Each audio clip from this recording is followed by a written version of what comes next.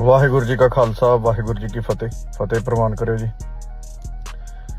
ਜਿਹੜਾ ਪ੍ਰੋਗਰਾਮ ਸਿੱਖ ਪੰਥ ਵੱਲੋਂ ਐਲਾਨਿਆ ਗਿਆ 26 ਜਨਵਰੀ 2026 ਨੂੰ ਸਮੂਹ ਸਿੱਖ ਪੰਥ ਜਿਹੜਾ ਅਕਾਲ ਤਖਤ ਸਾਹਿਬ ਤੇ ਇਕੱਠਾ ਹੋਣ ਜਾ ਰਿਹਾ।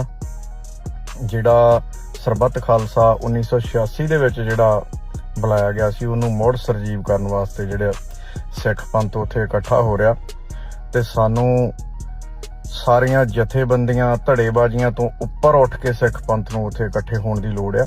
ਨੌਜਵਾਨਾਂ ਨੂੰ ਬੇਨਤੀ ਕਰਦੇ ਆ ਆਪੋ ਆਪਣੇ ਤਰੀਕੇ ਦੇ ਨਾਲ ਉਹਦਾ ਪ੍ਰਚਾਰ ਕਰੋ। ਸੋਸ਼ਲ ਮੀਡੀਆ, ਦੂਸਰਾ ਮੀਡੀਆ, ਜਿਹੜੇ ਵੀ ਮੀਡੀਆ ਰਾਹੀਂ ਤੁਸੀਂ ਪ੍ਰਚਾਰ ਕਰ ਸਕਦੇ ਆ, ਇਹ ਗੱਲ ਨੂੰ ਘਰ ਘਰ ਪਹੁੰਚਦੀ ਕਰੋ। ਤੇ 26 ਜਨਵਰੀ ਨੂੰ ਉੱਥੇ ਸਮੂਹ ਸਿੱਖ ਪੰਥ ਨੂੰ ਇਕੱਠਿਆਂ ਹੋਣ ਦੀ ਜਿਹੜੀ ਆ ਉਹ ਬੇਨਤੀ ਆ।